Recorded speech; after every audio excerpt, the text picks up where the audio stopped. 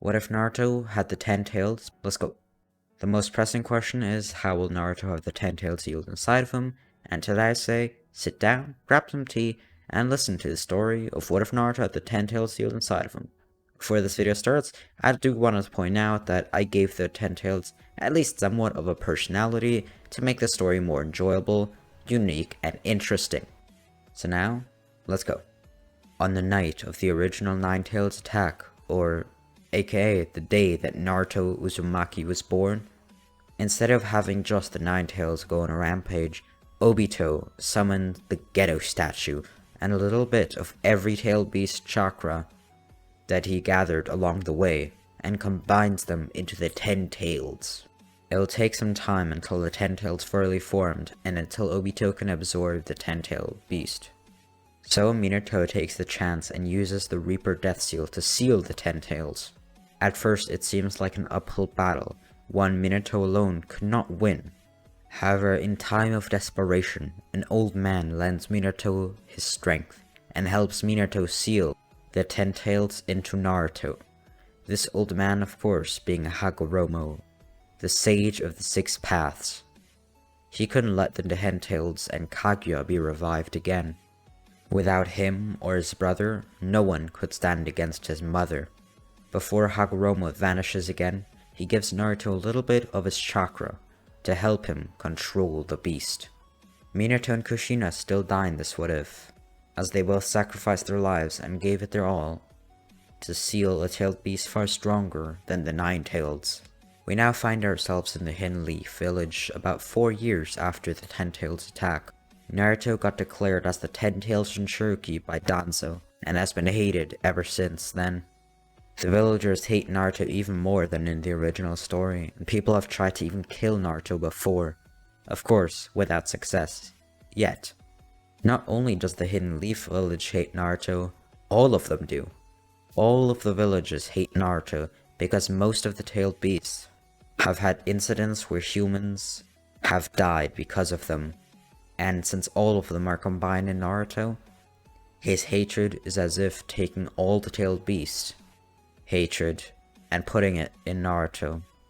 One day, Naruto was being beaten up by some Chunin and Anbu when suddenly Naruto became unconscious. But when he woke up, he was in an underground-like place filled with water. There in front of him, he saw a monster with 10 tails. It had a red eye which stared at Naruto. Naruto recognized the eye as some form of a Sharingan, but it looked abnormal. Naruto asked the monster who he was. No response came. Then, after about half a minute of waiting in silence, there was a deep voice. It said, "I am the 10-tailed beast, called the Jubi or the Shinju." Naruto never really understood what people meant when they said things like monster to him. Naruto asks why the tailed beast is sealed inside of him, but doesn't get a satisfying answer. He asks direct questions as in his hate-filled life he had to grow up fast and learn to survive. After what felt like a day or so, Naruto woke up again, this time however in the Hokage's office, because not even the hospital wanted to help him. After his wounds were healed, he reasoned that Naruto stay in his office until he woke up and became conscious again. Naruto was then told that he was unconscious for about 2.5 hours. He wondered how it could be. He knows that he was in his mindscape for much longer. Then Shinju, the 10 tails, told Naruto that in the mindscape, time runs 10 times slower than in reality, meaning if 1 hour passes, it would be 10 hours in the mindscape.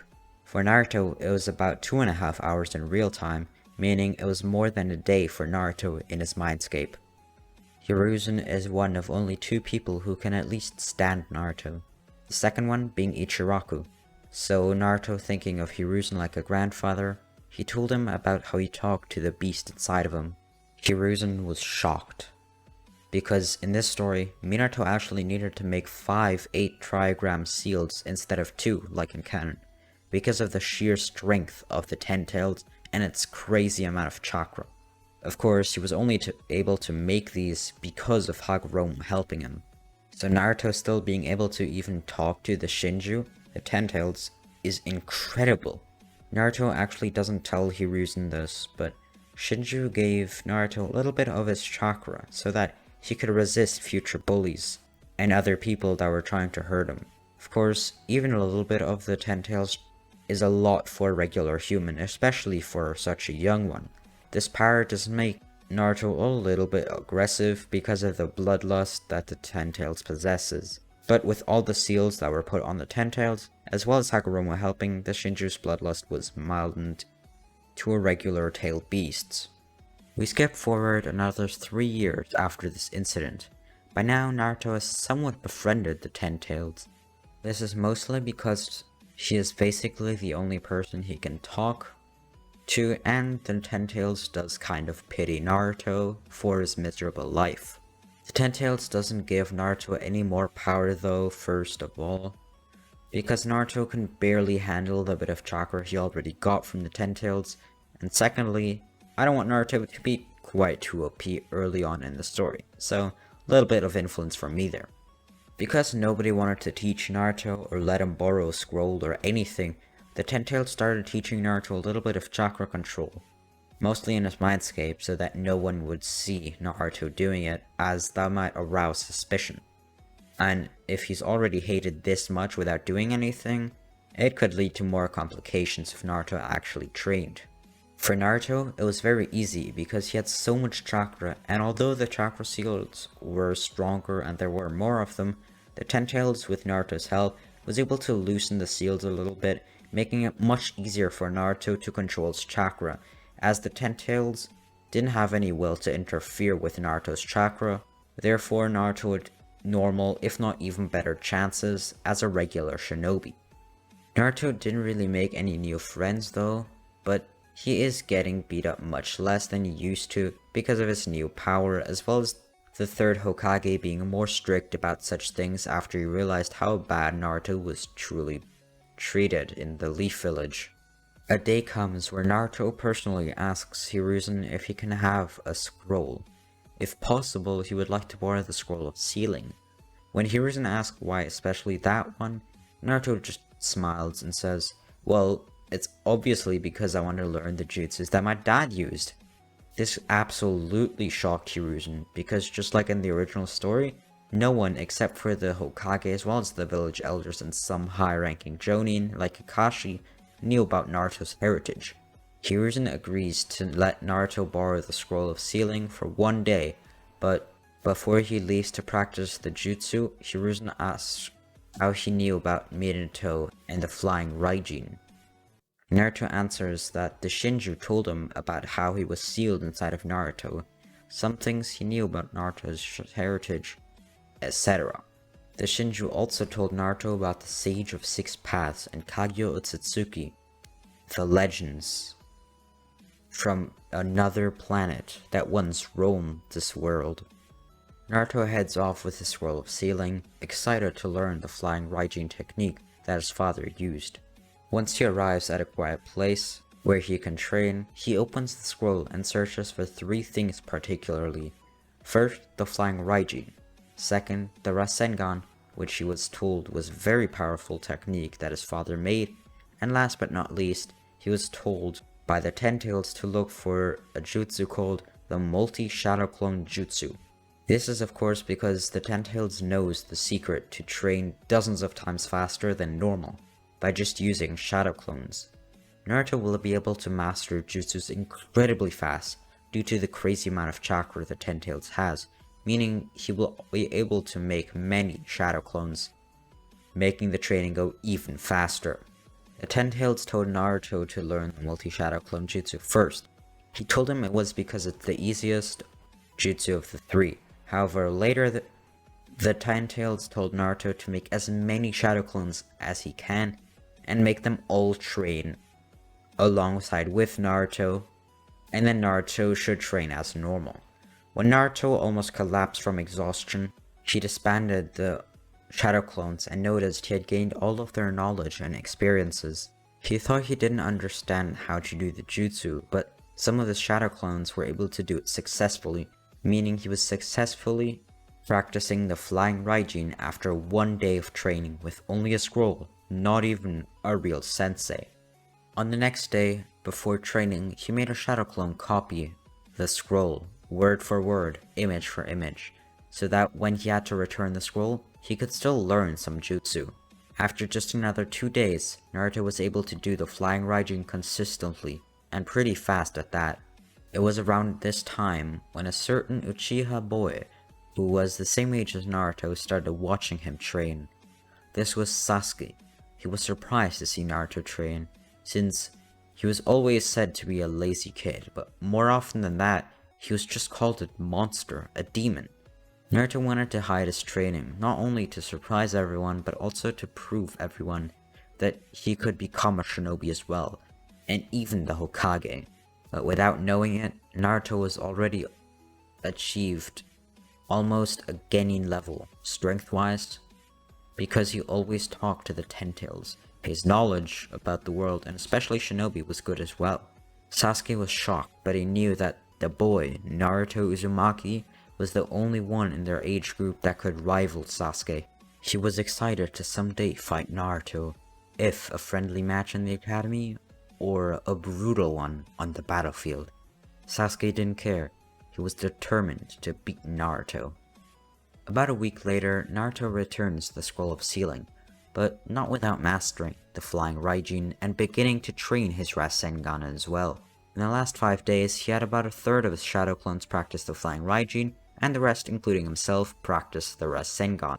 However, he did also practice combining the two attacks like his father did, as they worked hand in hand and were very effective. Hiruzen, of course unknowing of Naruto's success, wasn't sure what he did with the scroll, so harmlessly he asked. Naruto answered that he mastered the Flying Raijin and almost the Rasengan, still getting there. Hiruzen couldn't believe what he was hearing, so he asked if Naruto could demonstrate.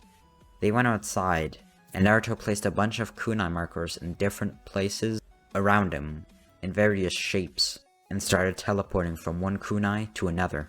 Hiruzen was shocked and now wanted to see Naruto use the Rasengan. This would be a hard challenge, Hiruzen thought.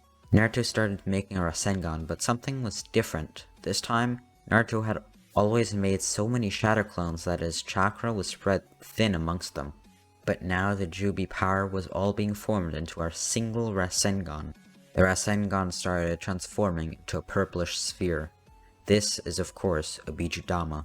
Naruto smashed it into a tree thinking the tree was simply going to break, but little did he know, he would destroy dozens of trees behind it, in a triangle shape. Luckily, no one was hurt. When the dust settled, Hiruzen asked Naruto if he would like to secretly train with him, as if Naruto could do this with just a scroll. If Hiruzen trained Naruto, he could become a Hokage, or at least a very powerful weapon for the leaf. Naruto gladly accepted. He was amazed of himself. Without knowing it, he made the Rasengan he trained much more powerful. This is of course because instead of spreading the Jubi's power amongst many clones, he put it all into a single strike, resulting into the tailed beast attack, which is similar to the Rasengan, called a Bijudama, and is based on similar principles. After this incident, Hiruzen takes Naruto out for some Ichiraku ramen. Because the Ten Tails doesn't allow Naruto to only eat ramen every day, he should be healthy.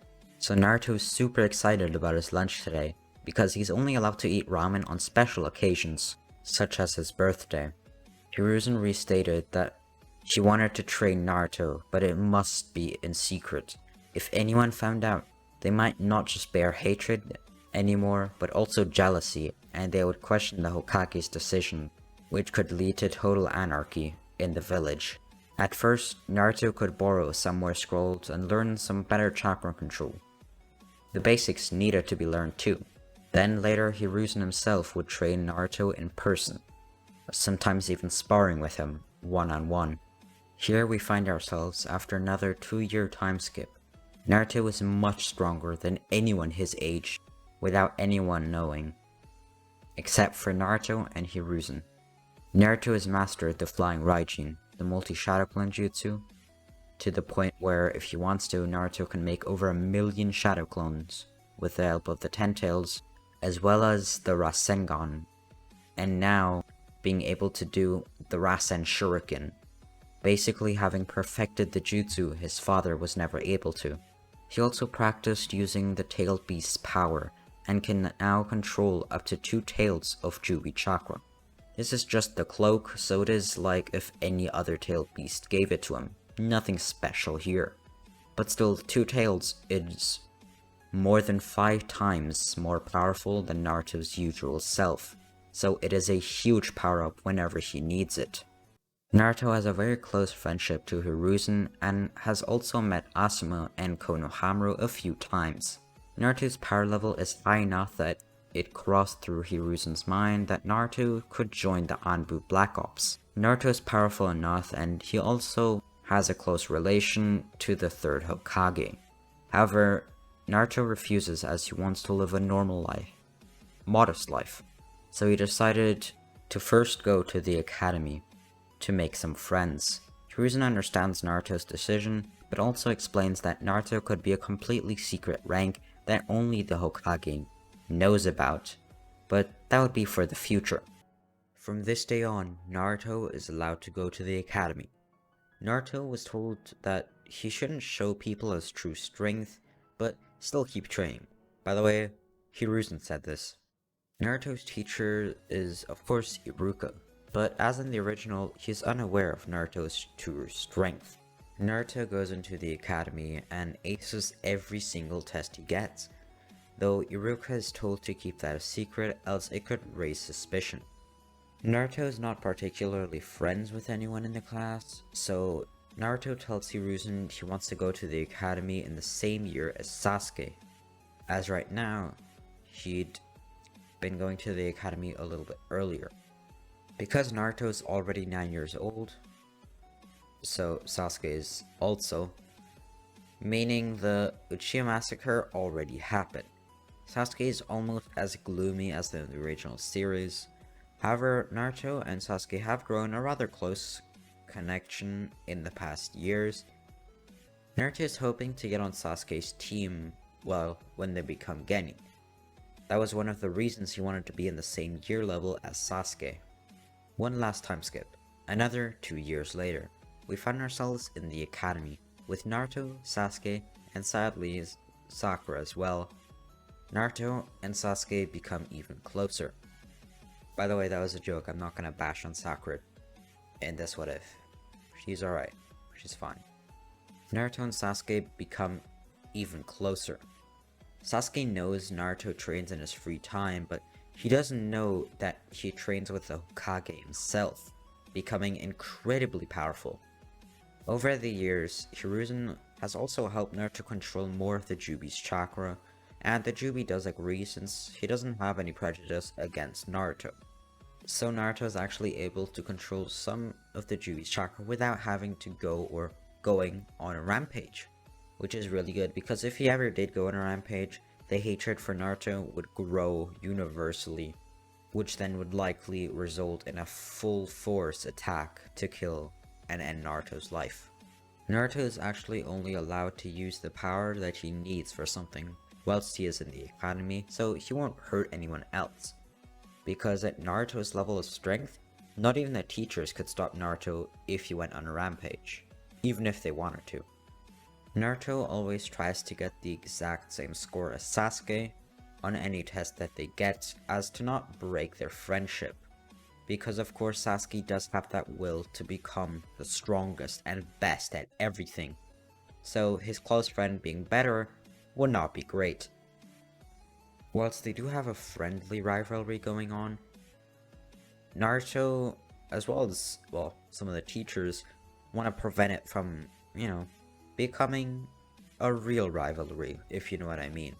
Iruka and the other teachers were told to never let Naruto fight Sasuke, even just as a friendly match or a sparring match. They were never allowed or supposed to fight one another, because it could break their friendship and make Naruto go on a rampage, which even the Hokage is afraid of. As they had luck that Minato, who by the way also needed Hakuroma's help, was able to seal the Ten Tails.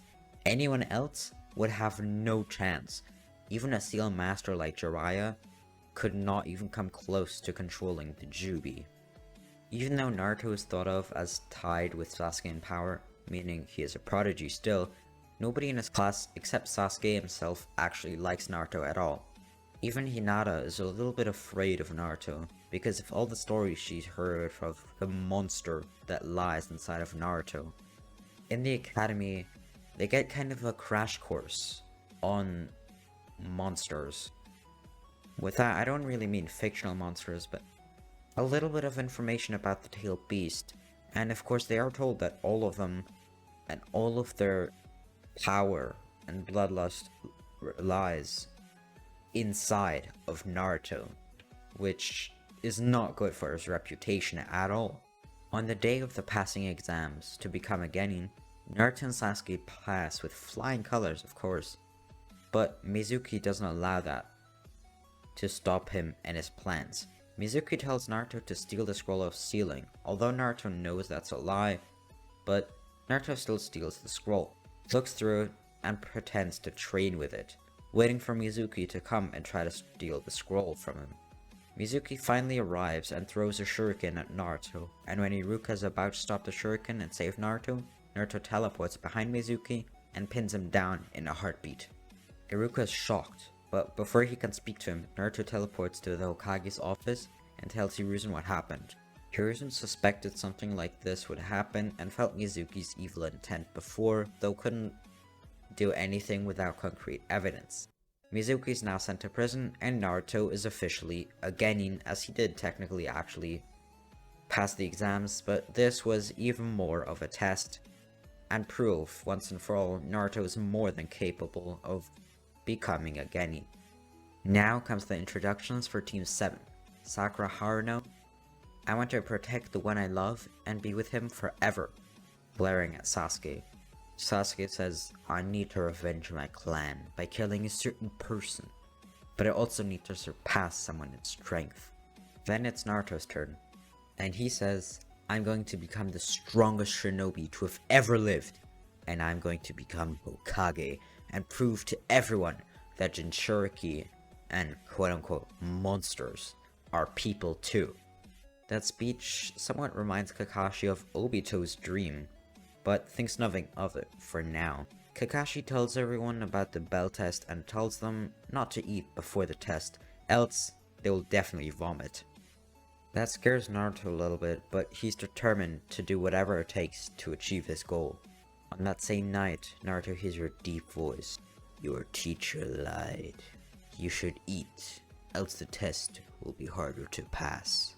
Naruto recognizes this voice as the Ten-Taileds, and of course trusts him, because the Ten-Taileds has lived for centuries, whilst Naruto's only a young child. Naruto eats dinner as well as breakfast and goes to the training ground.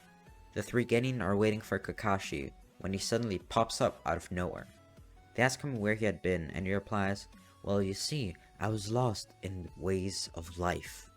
They all sigh, as they had heard many bad things, about Kakashi's tardiness. Kakashi now explains the test. They all go to their starting positions and count down. 3, 2, 1, go!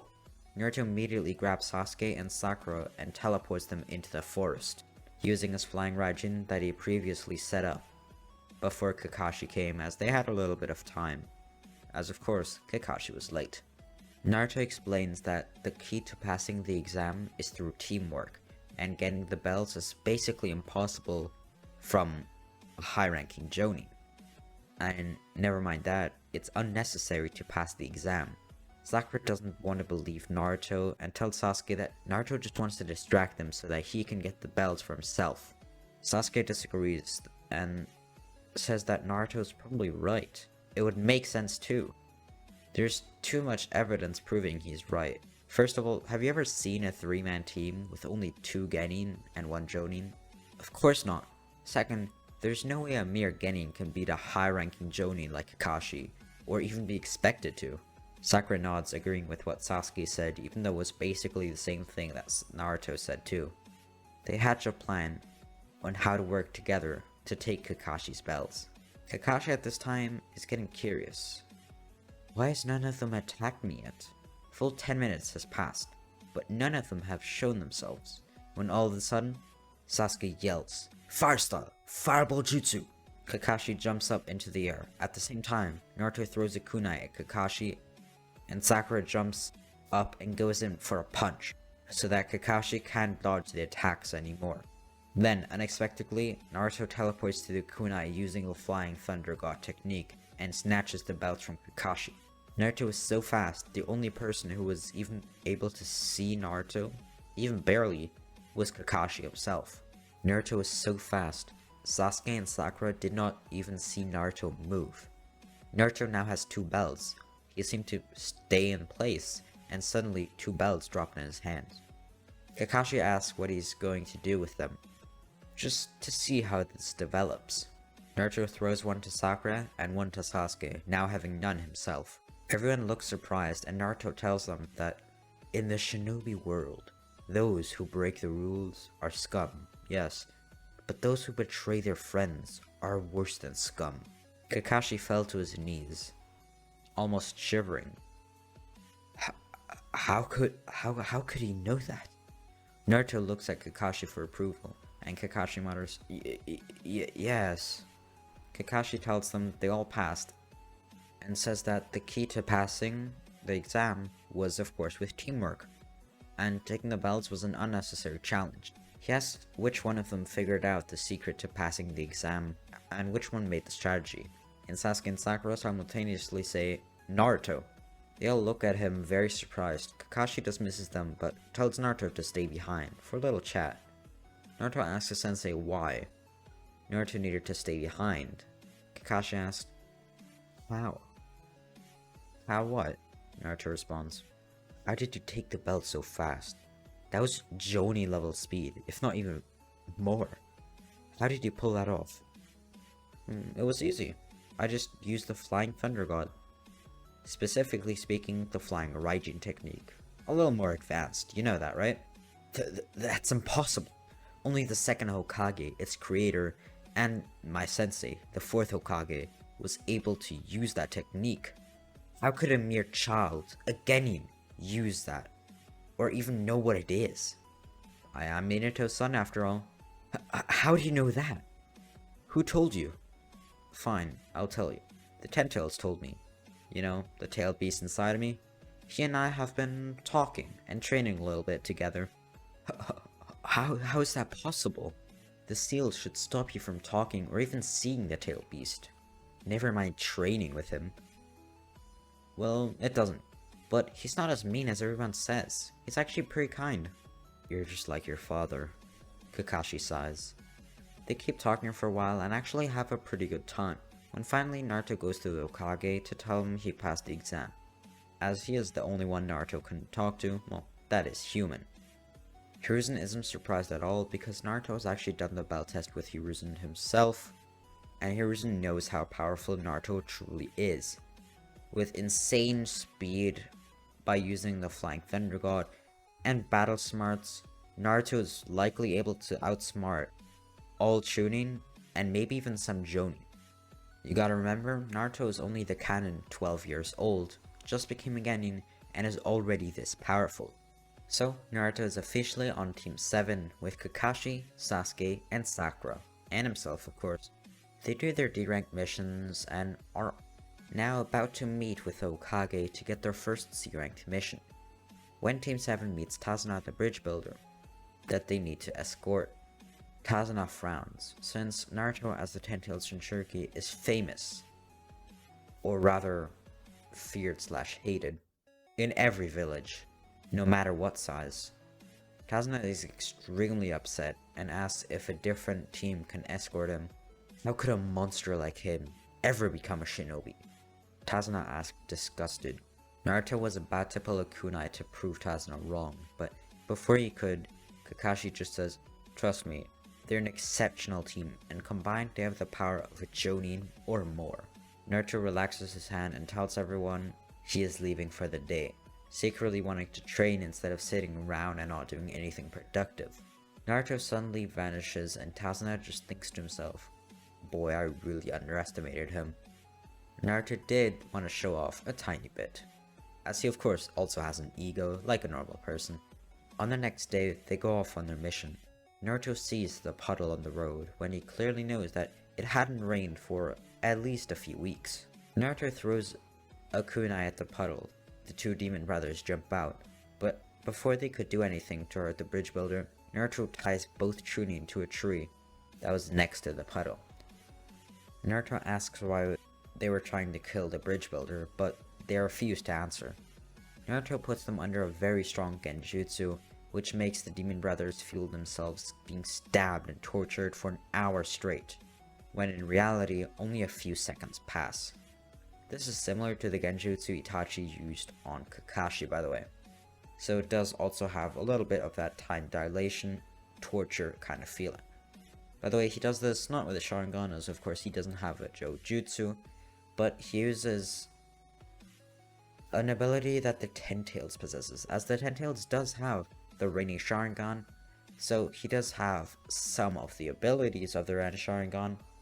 Therefore, as Naruto can use some of the Untitled Chapter, whilst he doesn't have Rainy Sharingan abilities, he kind of has more skill in similar aspects, if you know what I mean. It might become more obvious in the future. Anyway, Naruto asks again, and the two demon brothers tell Naruto everything about Gato and his gang, as they're completely afraid, but also exhausted, for they don't want Naruto to do that denjutsu thing again. They were already on their limit. Naruto and his team continue their journey when the mist surrounds them. Naruto catches a large sword that was thrown at the Team 7 and the bridge builder. Naruto smirks and says, "Hey, it's not nice to throw a sword at somebody who can't see you." Zabuza extremely angry. How could a mere genin catch his sword? Zabuza demands to get his sword back, and Naruto throws it back, so hard that it does a fair deal of damage to Zabuza. Zabuza is getting angrier and angrier by the second. Zabuza starts doing a complicated jutsu, but before he could finish, Naruto blitzes him with a flying Raijin and holds a kunai to Zabuza's throat. Haku throws his needles, but before they could hit Zabuza, making him look like he died, Naruto deflects the needles himself. This is because Naruto, with the Ten Tails ability, he is able to sense chakra as well as malice or menace. So he was able to sense Haku's evil intent and knew that Haku would actually pretty much betray the trust and the story that he was about to tell Team 7, as that was all an act and a lie. Naruto yells out, "Come out, or I will force you to." Haku walks out with his hands in the air, showing he gave up. As Naruto held the kunai closer to Zabuza's throat, and Haku would never want anything to happen to Zabuza, especially not if he could stop it or hinder it at least. Zabuza asks for forgiveness, and if not for him, he asks Naruto to leave Haku alone, but Naruto doesn't want to hear it, and kills Zabuza. Haku, enraged by this, tries to attack Naruto, but gets pinned down by Naruto as well, and killed just as easily. Everybody, including Kakashi, is completely shocked. Team 7 now continues their mission as if nothing ever happened, though all of them are even a little bit wary of Naruto. He is scary, to say the least. He just took out one of the swordsmen of the mist, one of the most powerful shinobi groups to have ever existed, and he took one of their members out with ease, and even his sidekick. Naruto takes Zabuza's sword, and then they go on to finish their mission. They train a tiny bit with Kakashi, and of course protect the bridge builders until the bridge is done. On the last day, Gato and his men arrive, the mafiosos trying to control the village. A fight breaks out between them, though Zabuza and Haku this time are not there, which is why Team 7 actually completely destroys Gato's men, and himself of course. Naruto actually kind of lets his bloodlust go on a rampage. Whilst he is still in full control, he kind of lets go.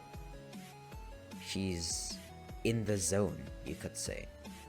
At the moment, he's a killing machine.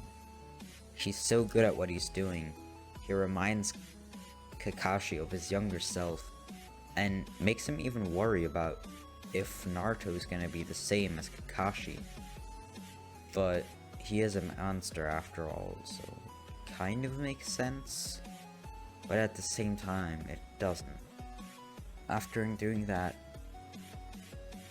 Gato has been eliminated.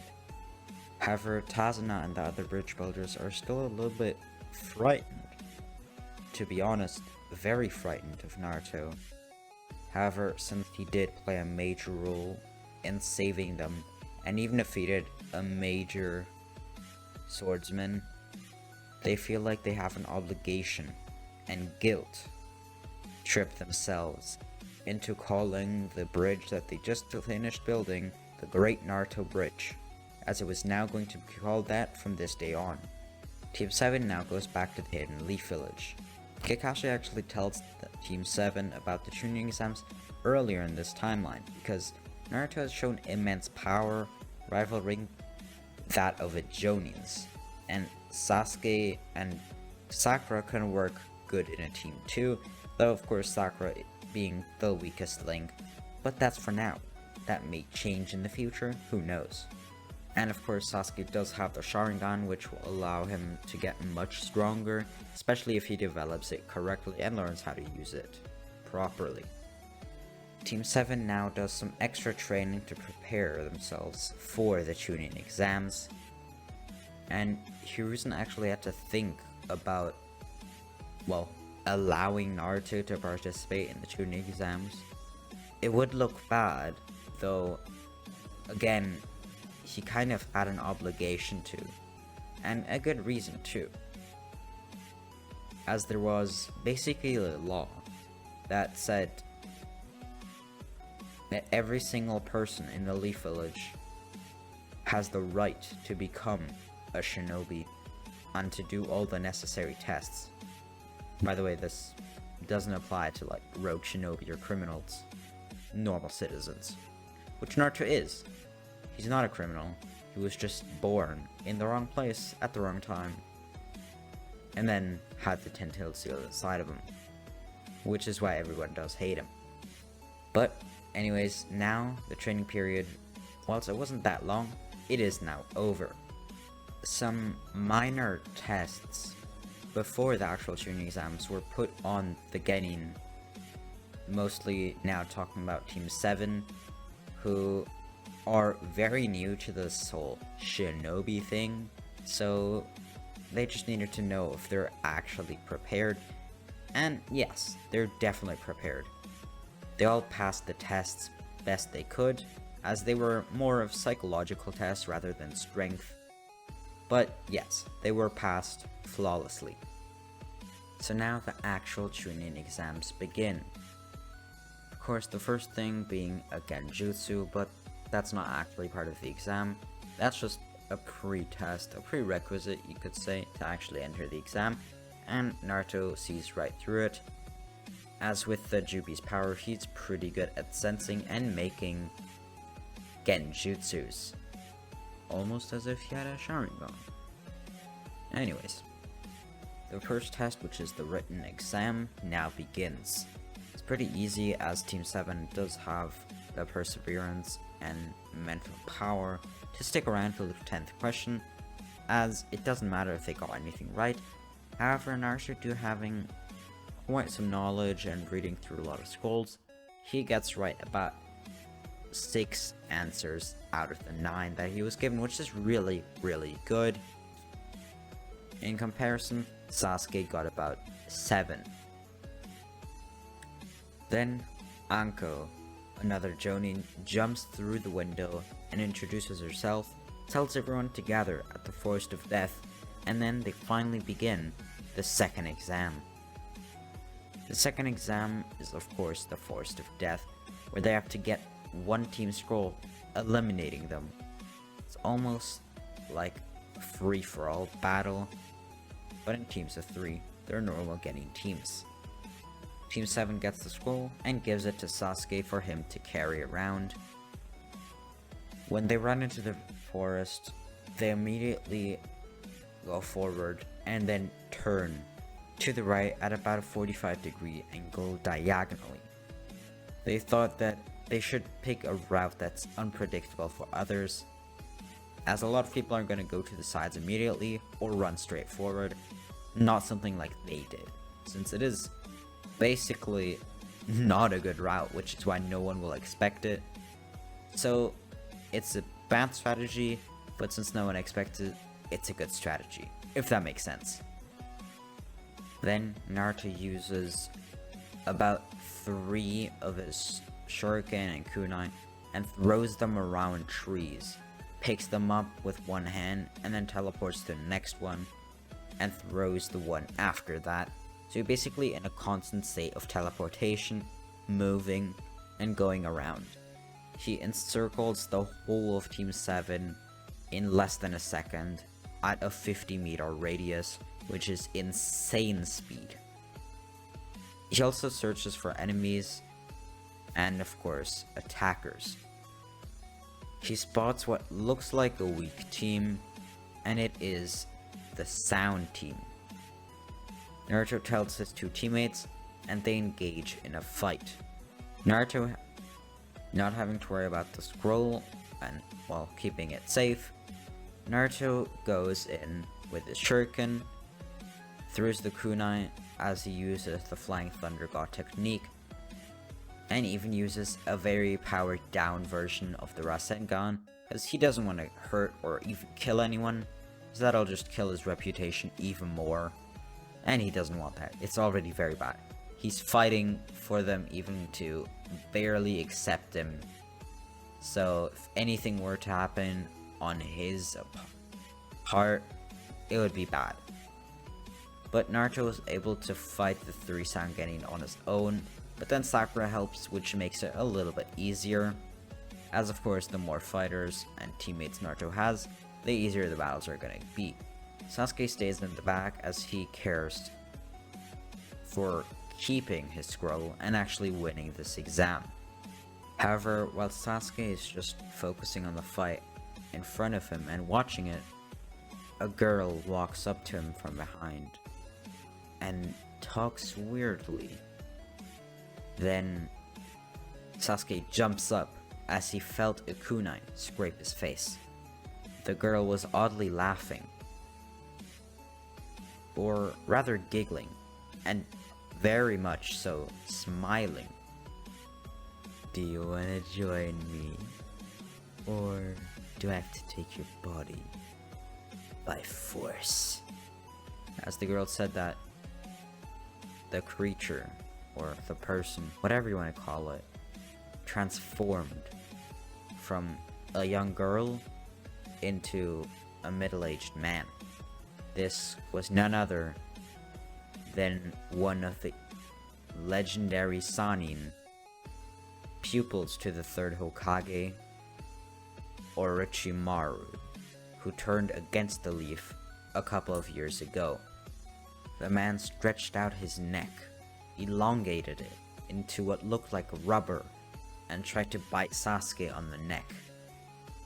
Luckily, he was able to jump to the side and therefore dodge Orochimaru's attack, though that didn't stop him from giggling. Actually, he smiled even more. Orochimaru went in for a fist fight, as he knew whatever he did, he would definitely win. This was just a kid. And even if the Sharingan was activated, Orochimaru would easily still destroy a Genin. And that's exactly what happened. Sasuke turned on his Sharingan, trying to predict Orochimaru's next attacks.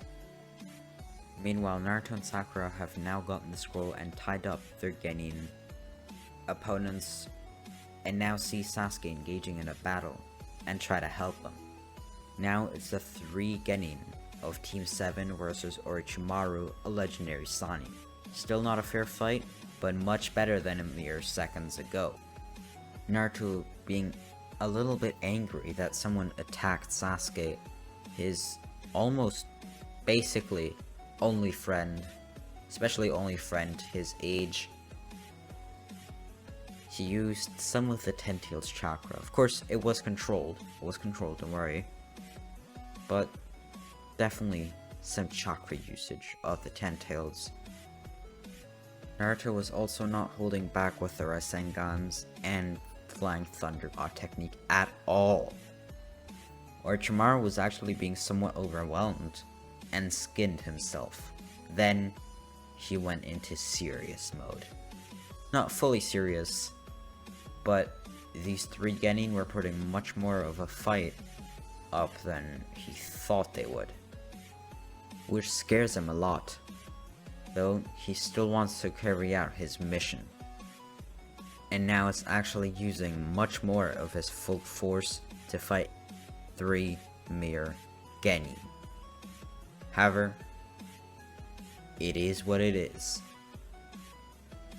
Sasuke uses Sharingan, Sakura supports from the back, and Naruto spins around, speeds around with his Flying Thunder God, uses Rasengans, now has 2 Cloak Tails worth of 10 Tails chakra, sorry, not 9 Tails, 10 Tails chakra, and stuff is going down. Other genin nearby can actually sense this battle, this fight, and some jonin outside and tuning, proctoring, and administrating the exams are actually getting a little bit worried, as there's no way a normal genin fight would be this dramatic. So what's going on there? The Anbu look into it, though for now, nothing crazy, as they don't want to make anything public yet, and they don't want to be seen, so the Anbu is the perfect force to send in. Orochimaru goes for the curse mark attack once more, though this time instead of Sasuke jumping back, he's unable since there's a tree behind him, though luckily Naruto uses a kunai to try to cut off Orochimaru's elongated neck. And he does. He manages to cut it off. But Orochimaru, being the literal snake he is, regrows it. Then he does a summoning jutsu with the blood that was just dropped, and summons the snake, as he is the snake Sanin. The snake immediately goes for Naruto and they start fighting. Now, Sakura and Sasuke have trouble. Without Naruto, it's gonna be hard to hold off the Sanin. However, after only 20 seconds, Naruto is back, having fought the snake and won. However, it's already too late. With the last possibility, Orochimaru just got the curse mark onto Sasuke, as Naruto saw Orochimaru's head go back to normal. Sasuke went down and almost immediately fainted. Sakura started crying and screamed, and Naruto was now left alone with an injured teammate to fight a Asani. This fight at this point is high Jonin level. If not, if you really want to push it, maybe low Kage level. But it's definitely above a normal Jonin. And Orochimaru is actually enjoying the fight. He loves it, and actually thinks of having Naruto become his vessel. However, during the midst of their battle, now 10 Anbus rush the scene, as all of them surround Orochimaru. He goes into the ground and is never seen again. At least, not for a while.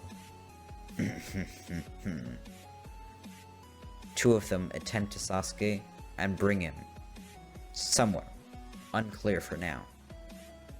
Sakura collapses due to the stress, not physically, but emotionally, as it was a pretty scarring experience.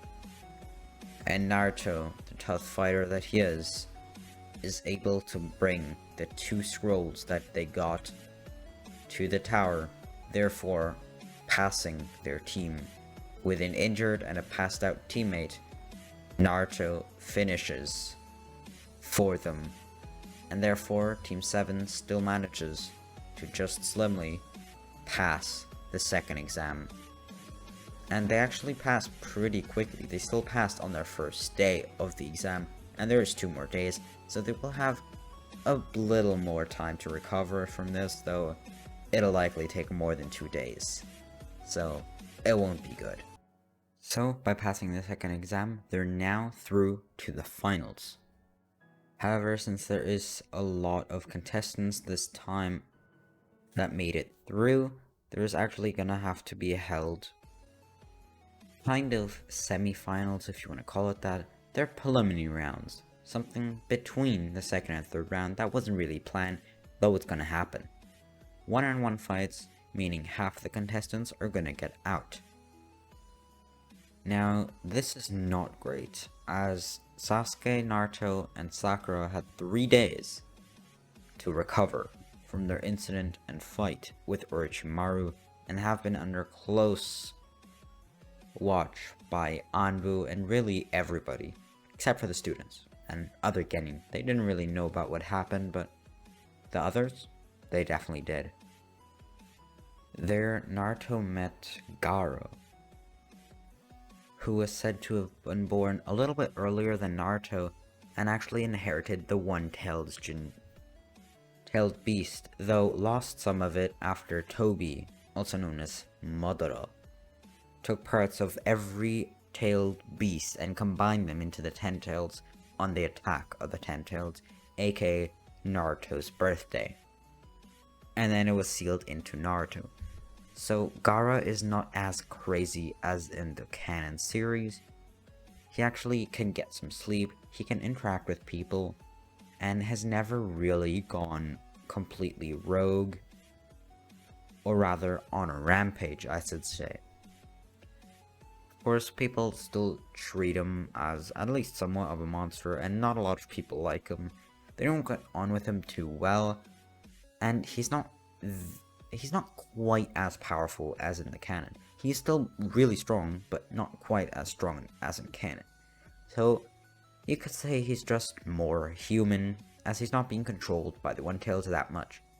However, he still has about half of it inside him, which is still a big portion.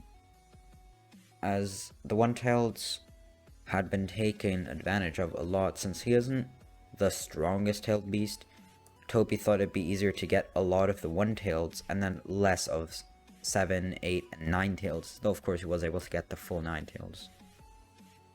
So Gaara has the least of the tailed beast out of all the jinchuriki, of course not including Naruto, who has quite literally every tailed beast combined. Anyways, back to those two. So they actually can build somewhat of a friendship together. They both know how each other feels, and Gaara actually feels bad for Naruto. He knows that somehow, at some point in time, for some reason, part of Gaara's tailed beast was somehow merged into Naruto, which doesn't make sense, but yet it happened. So through a personal connection, they can build up trust and actually have friendly conversations. Naruto likes having a new friend, and so does Gaara. Therefore, in the preliminary rounds, which are held 3 days after the second exam ended, they also support each other, at least to some degree, as Gaara isn't a very loud person, and neither is Naruto, as he grew up hated, and therefore isn't really much of a prankster, as his life has been pretty depressing. So he learned to keep quiet, and shift the center of attention from him to anyone else in the room. So now the preliminary rounds actually begin. Sasuke is the first match, and though he has the curse mark and was wounded during his fight with Orochimaru, he manages to scrape by in the fight as the shinobi is not strong, and therefore, through an injury, Sasuke still wins. Now, Sakura has her normal fight with Ino. However, big however, Sakura wins. Now, it's a very close fight, as Ino does put a very good fight up, but Sakura just barely manages to win, as her speed is much better than Ino, and therefore she can put distance between them, and therefore Sakura wins, making her also go through to the finals like Sasuke. Then it's Naruto's fight. He expected to fight someone like Gaara or Lee, somebody strong. It was gonna be a hard fight. But then he got Kiba. Practically a win for free is what he was thinking, and when he got in the ring, he was right. Kiba's speciality was with his dog and his speed, though even those two things came not even close to what Naruto can do. So Naruto didn't even have to use any special jutsu like the Rasengan or the Flying Thunder God. He just won in a fist fight and beat Kiba. Now, the 3 members of Team 7 are through to the finals and have a 1-month grace period for training, and then there will be, similar to the preliminary rounds, one-on-one fights until the finals of the finals, where there's going to be 2 finalists fighting, and they don't even have to win to get the Chunin rank. They just have to display good power, which is much easier than actually winning. Especially with powerhouses like the Sand team, which has 3 very strong fighters. During this time, Naruto worked a lot on focusing his mind and perfecting his techniques. He trained in his mindscape, meditated, trained physically, sparred with the Hokage himself, and even Asuma a tiny bit, though he was of course busy doing shinobi missions as he was a Jonin. Meanwhile, Sasuke was training with Kakashi to try to use his Sharingan better, as the Uchiha clan was wiped out, so there was no one he could train with there, and Kakashi was the only one that had a Sharingan, even if he isn't an actual Uchiha. Now Sakura, well, this is a little bit complicated. She worries about Sasuke, of course, and his wound and how that's developing, but because of the support and motivation she got from Sasuke and Naruto, she actually wanted to contribute to the team and therefore started training. At first, she trained a little bit alone, then Ino joined her as she was training too during the 1 month. Even if she wasn't actually participating in the finals, she still wanted to train to keep up with her teammates. So Sakura at least tried to grow in power along with Sasuke and Naruto, as they grew in power very, very quickly. And that fast, the 1 month time skip would be over. Now, Naruto, Sakura, and the rest of the Konoha 12, as well as some of the other village genin, would be there. Of course, Sasuke is late because he was with Kakashi.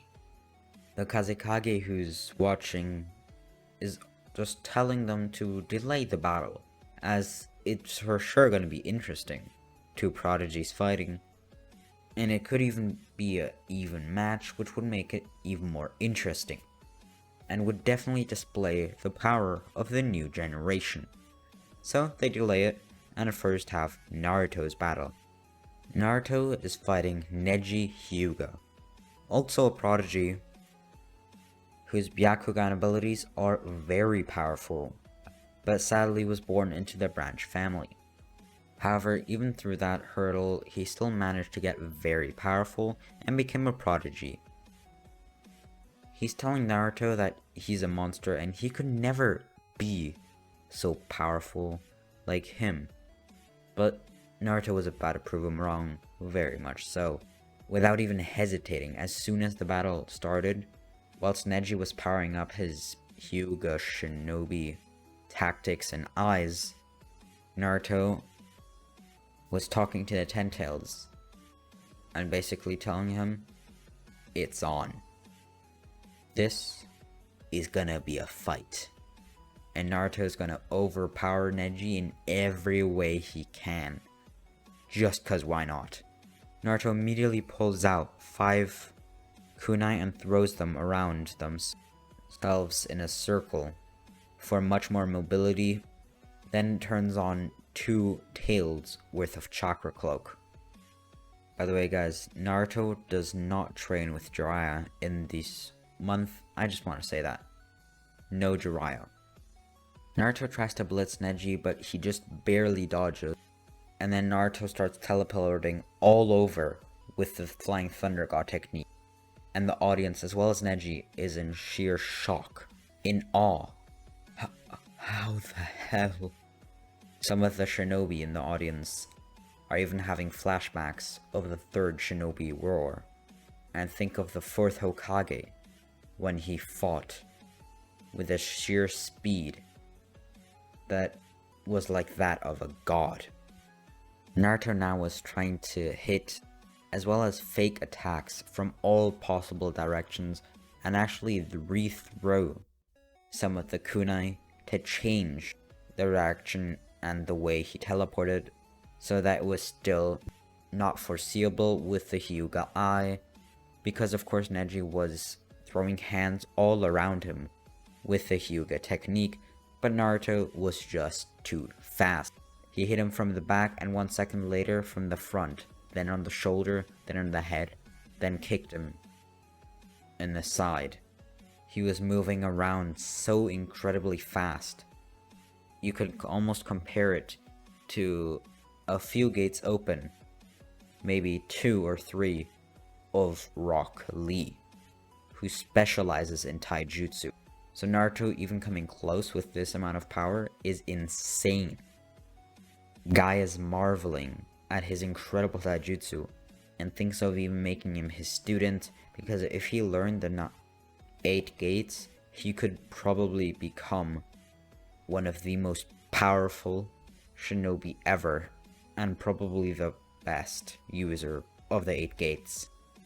He could become a legendary taijutsu fighter, even amongst Hokage, if he kept up his training, that is, and focused on taijutsu. Though Naruto doesn't want to focus on taijutsu. He has a whole array of jutsu, normal jutsu, genjutsu, and of course the 10 tails chakra.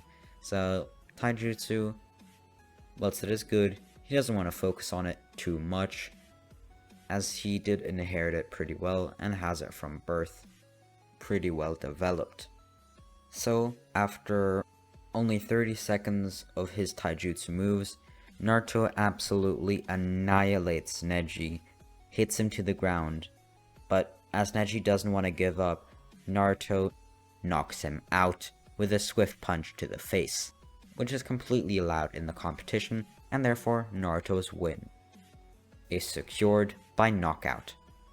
Now, a few more fights happen, such as Shikamaru's fight, but we'll skip to Sasuke's fight with the One-Tailed Jinchuriki, or rather the One-Tailed former Jinchuriki, as he's not quite a full Jinchuriki anymore.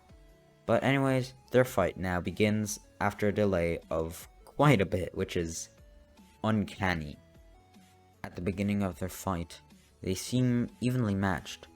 Gaara's able to block all attacks, if not most attacks, with his sand, where he doesn't actually have to do anything, and the taijutsu attacks that he can't dodge or, well, block, he defends like a normal person.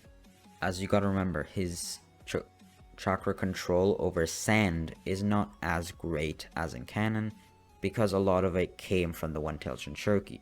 So he's still a good sand user, but not as incredible as in canon. Anyways, their fight develops as Gaara is using a little more of the One-Tailed's chakra, and can even be seen to have some aspects of a tailed beast, such as no more normal hair, and he's almost halfway covered with sand. This goes on for a little bit, and of course, This does power him a lot, making Sasuke's move is basically irrelevant. Even at Chidori, which is his by far most powerful jutsu, which is very powerful, only sheds a drop of blood of Gaara, which, by the way, Gaara has bled before, but still, it's very unusual for him. At this point, a few people are just about ready to jump up from their seats, these being Gaara's two teammates and also siblings, Tamari and Kankuro, his sensei, as well as, for some reason, the Kazekage. He jumps up, and suddenly he's behind the third Hokage, as at the same time, Gaara seems to be rescued by his siblings, and the fight is over, though Sasuke does try to follow them. At the same time, a jutsu is used to make normal people go to sleep, and even some shinobi, especially the Genin, are pretty sleepy. So with a little help, the genjutsu is eradicated, and now they gotta fight the enemies that suddenly swarmed Konoha. And there's more on the way, with a huge snake being almost like a mini boss for Konoha's defenses, as the Konoha siege has now begun. Orochimaru's forces, which are being supported and working with the Sand Village, are now invading Konoha, whilst Konoha is trying to defend itself, of course, and protect its villagers. However, a lot of the normal villagers that aren't fighters have already been put to sleep, which makes it a little bit easier, but also makes them harder to evacuate. So this will truly just have to be a normal fight. Sasuke is gone and followed Gaara and his two siblings.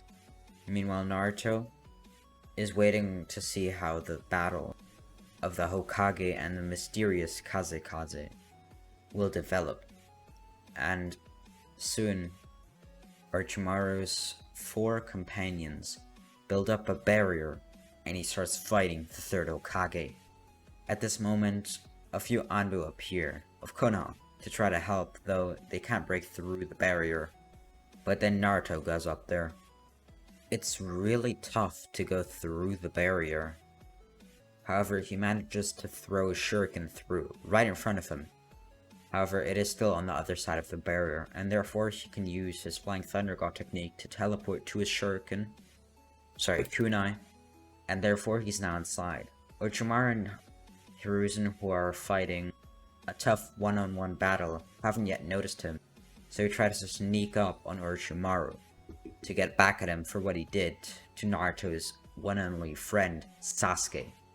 However, at this exact time, Orochimaru activates the reanimation jutsu, and 3 cascades come out, one after the other. However, Hiruzen is able to stop one of them from coming out of the earth, so it goes right back. However, there's still 2 reanimated people that they will now have to deal with alongside Orochimaru, and it could not have been any worse. There are 2 legendary fighters, 2 Hokage, 1, the Hashirama Senju, leader of the Senju clan and founder of the Leaf Village, as well as his younger brother, Tobirama Senju, the 2nd Hokage, inventor of many jutsu, including the Shadow Clone Jutsu and the Reanimation Jutsu. And until Minato came around, he was known to be one of the fastest shinobi ever. Now or never, Naruto quickly attacks Orochimaru from the back with a Rasengan to the spine, and Orochimaru falls to the ground, though when opening his mouth, another Orochimaru seems to crawl out, completely healed but in a slime-like substance. It weirds Naruto out. I mean, it is weird. He just revived himself but crawled out of his mouth? It's weird. Anyways, Orochimaru orders the 2 reanimations of the 2 former Hokage to attack Hiruzen, their student. However, since they hadn't kept any of their emotions they also don't have free will, so they can't choose not to attack their student, so they have to fight Hiruzen. Meanwhile, Naruto is powering up to fight Orochimaru, as before, he had to hide his power so he couldn't power up. But now, once they know that he's there, he can truly power up. Whilst it wasn't anything crazy, he did get a little bit stronger during the 1-month training period, which is of course gonna help a lot, as he'll need every help he can get to fight Orochimaru. He powers up to 3 tails immediately, and makes a whole bunch of shadow clones as well, each one equipped with a Rasengan, as he is taking a little bit more of the Jubi's power now, but it's still minuscule of what he could theoretically take, as this is not even anywhere close to 1% of the Jubi's chakra, so there's still a lot of potential upwards. However, Naruto isn't quite pushed that far yet, so that's all he would do for now. However, a select few of the shadow clones seem to have their Rasengan transform. It starts spinning faster and faster, anti-clockwise, until it stretches and becomes a frisbee. Then it gets white tips, whilst a different one has red tips, another one brown, and so on, until 5 different Rasen Shuriken have formed, each one with a natural element. However, there is a few more of wind, since that is Naruto's speciality. Some of Naruto's clones start attacking Orochimaru. By the way, all of the clones have the chakra cloak, but not quite the chakra tails, as it would take a lot of chakra to do so. But they all have the cloak, which makes them still a lot faster and stronger than normal. The fight is going alright, with Hiruzen fighting the 2 reanimations, and Naruto trying to fight off Orochimaru, a legendary Sani. However, Orochimaru prepared and planned this day out very thoroughly, which is why he did also think of everything possible, such as a weird kid shinobi trying to fight him even though he's technically just a genin, as he saw Naruto's strength last time when they fought in the Forest of Death over Sasuke. Now the Rasen Shuriken start and go towards Orochimaru. Meanwhile, the original is also trying to secretly put a whole bunch of kunai markers all around the vicinity, so that he can teleport all around with no issues. However, he remembers that he still has the one from before, and can use that if he backs Orochimaru up into the corner that he came from. Whilst distracting Orochimaru, Naruto goes in for a dash, and puts 5 different kunai markers up, which is more than he expected to be able to do. So he's in a pretty good place and starts teleporting all around, confusing Orochimaru, and he actually loses track of who's the real Naruto, which makes it even harder. Now all of the clones start heading towards Orochimaru, and whilst he is pretty good at defending and actually hitting the shadow clones, as they are all one-shot, he does get difficulty when the real Naruto hits him. He blocks, but he doesn't disappear, as he is the real Naruto. The real Naruto is also much more agile, can hit from the back, can make strategies to go, and his battle reflexes are just much more better, as he's a real person, not someone that only takes orders as a clone of a person. Naruto actually starts overpowering Orochimaru and actually pushes him a little bit into a corner, and at that moment Orochimaru calls for his summoning, the snake. The snake actually breaks the barrier that Orochimaru sealed himself in, which could be seen as a problem, but at the moment, the only person actually being a problem is Hiruzen and Naruto. However, the other 4 Anbu do join in the fight, but Orochimaru immediately notices and hits 2 of them away. one now having to look after the two injured ones, and the other one not sure what to do. Naruto's fight continues, though now there's Orochimaru as well as his snake summoning, which is pretty strong as he is one of the Sannin who has one of the 3 legendary summonings. Now Naruto uses 4 tails of the chakra cloak of the Jubi, which makes his power and speed more than twice as powerful as before. Now Naruto's truly so fast, Orochimaru can barely even see him. And Orochimaru doesn't have any more clones on him, which is good, but now the power is focused on Naruto. So his Rasengans are much more powerful, his speed increases, his chakra usage decreases as he's much more effective in fighting. He can concentrate on his own and is just much better in the scenario. Naruto is completely outplaying Orochimaru in speed, agility, and at the moment, strategy. As Naruto is very good at making strategies and has learned from Hiruzen, a Hokage, who has a lot of experience in battle, so Naruto kind of picked that up over the years, and experience-wise, he's ahead of almost everybody he knows, even some of the higher-ranking Jonin, like Ibisu.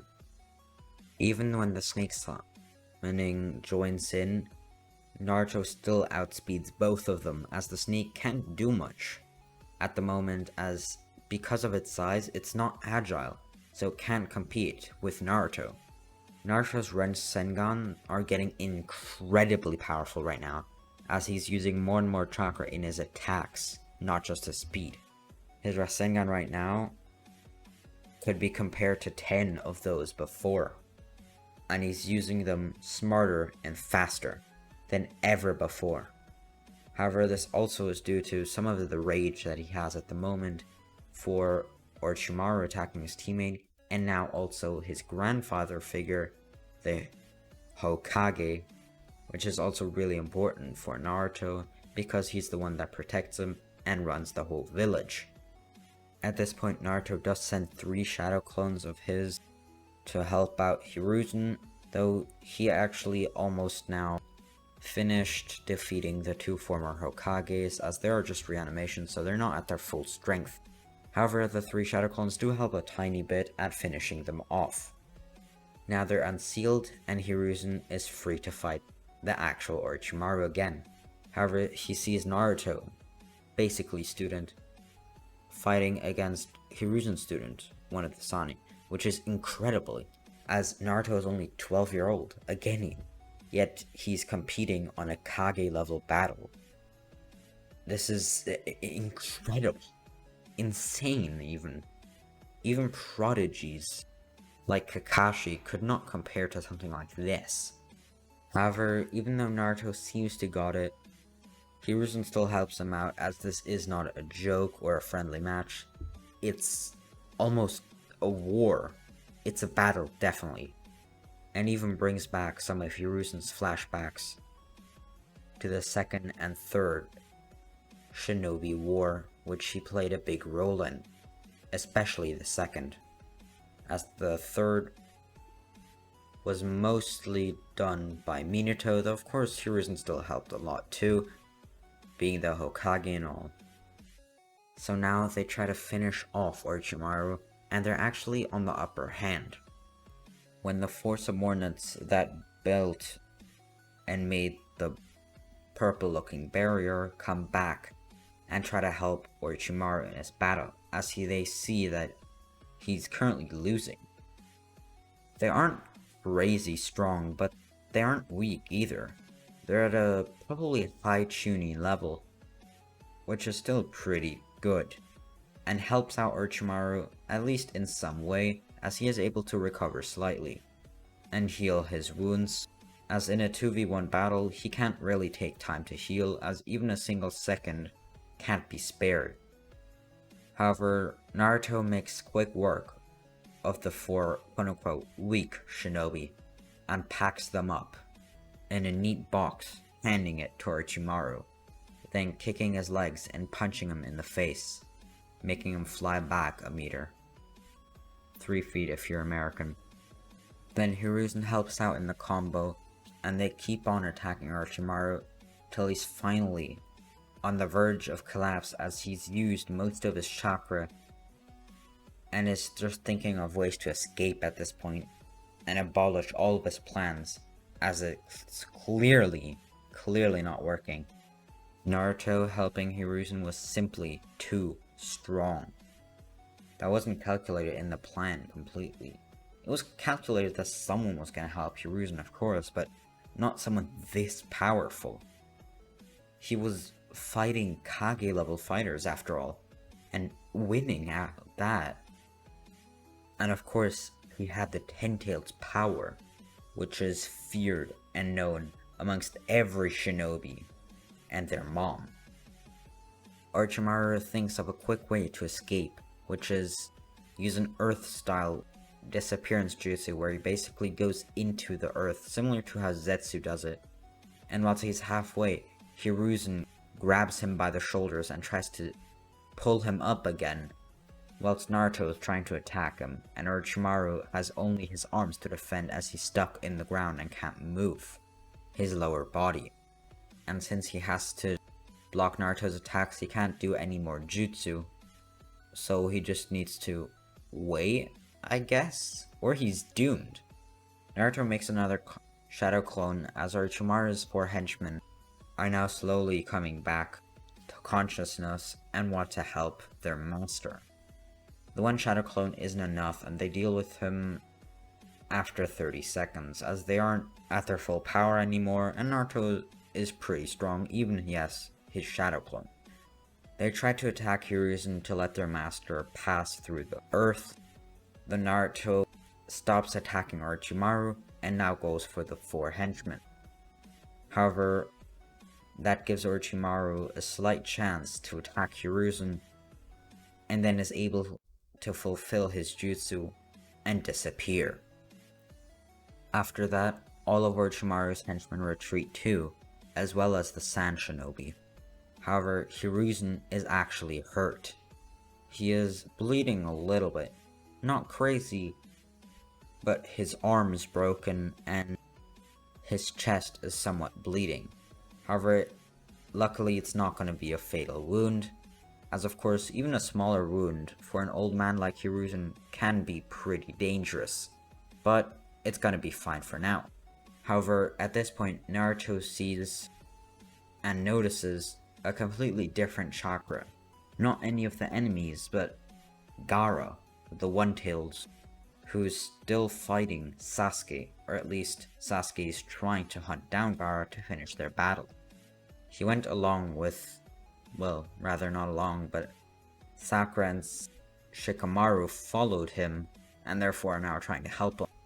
And after Hiruzen is dealt with and is now going towards the hospital, Naruto can focus on Sasuke and Gaara, his friend and his new companion, you could say, which he has a lot of connections to, personal connections, such as being a jinchuriki and a former jinchuriki, or half jinchuriki, whatever you want to call it.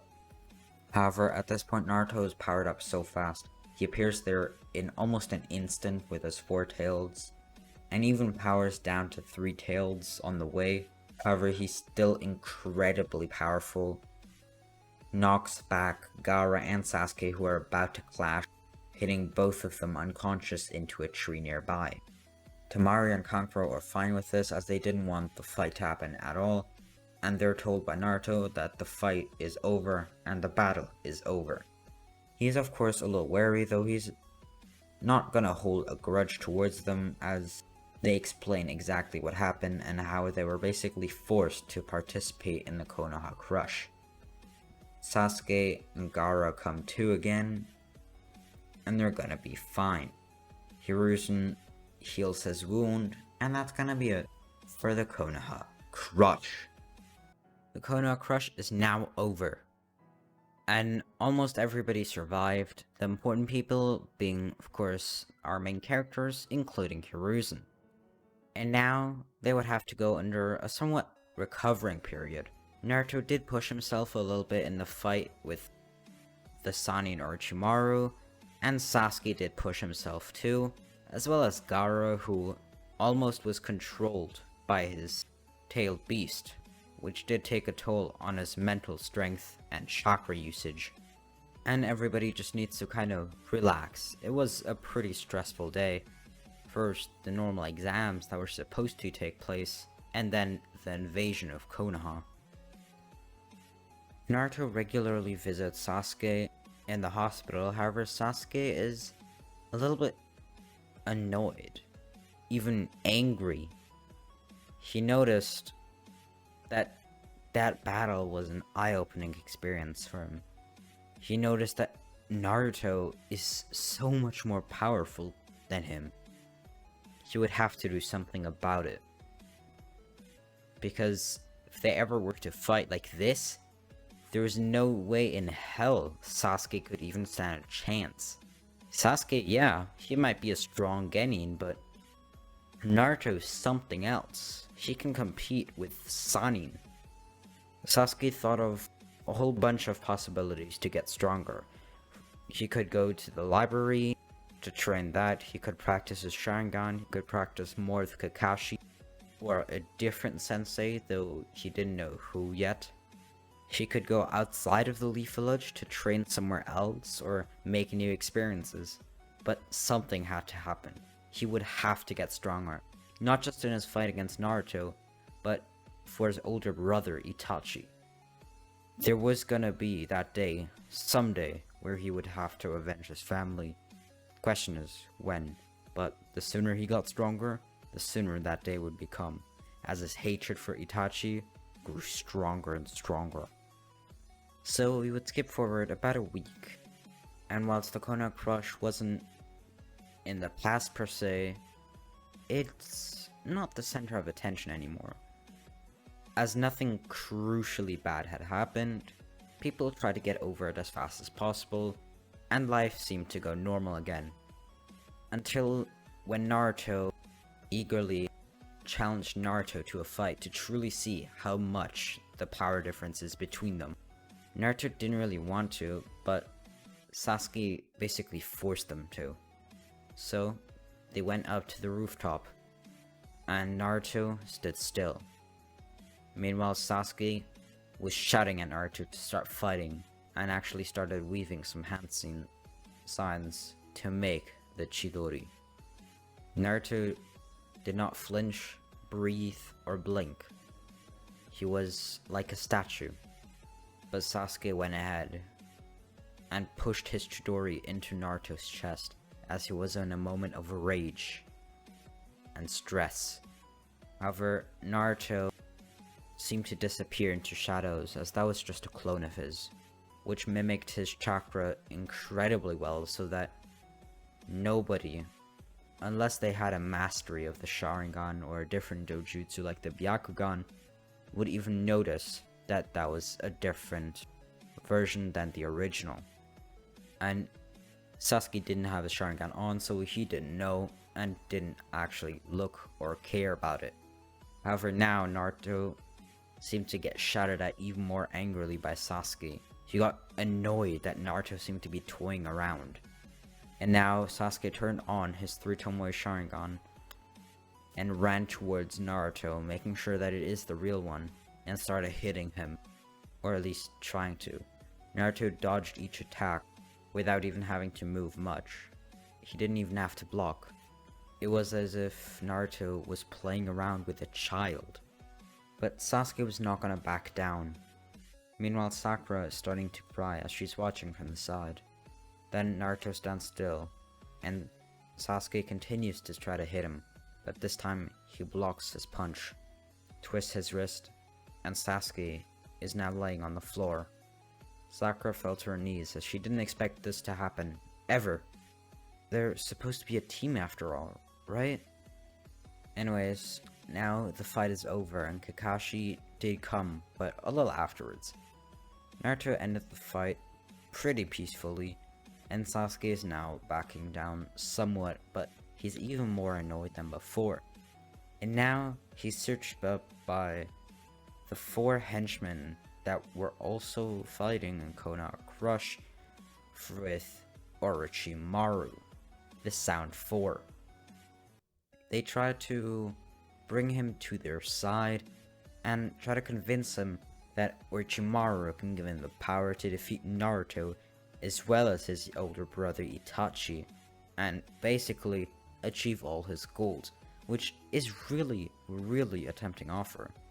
They know they have power, and when he tries to resist, they absolutely destroy him. So even they, who are just henchmen, have much more power than him, which makes him feel even more useless and a bad shinobi. But at this point, Naruto is sadly going on a mission. He kind of wanted to get his mind off stuff, as his quote-unquote fight with Sasuke also makes him think and worry a little bit about Sasuke. So he requested a mission, and Hiruzen gave him a pretty normal B-ranked mission. Meanwhile, Sasuke is now accepting the offer from the Sound 4 sent by Orochimaru, and therefore they enhance his seal. Then they walk for a little bit, and he's sealed into some sort of basket. Meanwhile, they now encounter 3 shinobi from Konoha, but destroy them, as they're nothing too crazy, they're just Chunin. As mentioned, meanwhile Naruto is on a mission, or at least now heading towards a mission, and since he is so fast, he is now actually almost there, but the mission might take a little bit. So now Sasuke and Naruto are unknowingly going opposite directions, Sasuke falling to the dark side, Naruto continuing his missions and duties as a proud and strong shinobi under the rule of the Leaf Village. Sakura now searches for Sasuke, but can't seem to find him in any of the places that she expects him to be. At first, she thinks that he's just a little mad and needs to cool down, but after another 10 minutes, she asks Kakashi as she sees him on the street. However, he can't sense Sasuke's chakra signature at all, and then goes to find him personally, but can't seem to either, even though he's much faster than any Genin could and should be. Now this makes him a little bit worried, as they report that to Hiruzen, who can't quite figure out what's going on. But then when looking further into that, they feel 4 chakra signatures in the forest nearby, and at the same time, they get a report that 3 of their Chunin, who were coming back from a mission right outside their village gates in the forest, have been knocked down, and 1 even hurt. Hiruzen, Kakashi, and Sakura immediately rush to that place, and the Chunin tell them what happened. Now, Hiruzen makes a team of shinobi.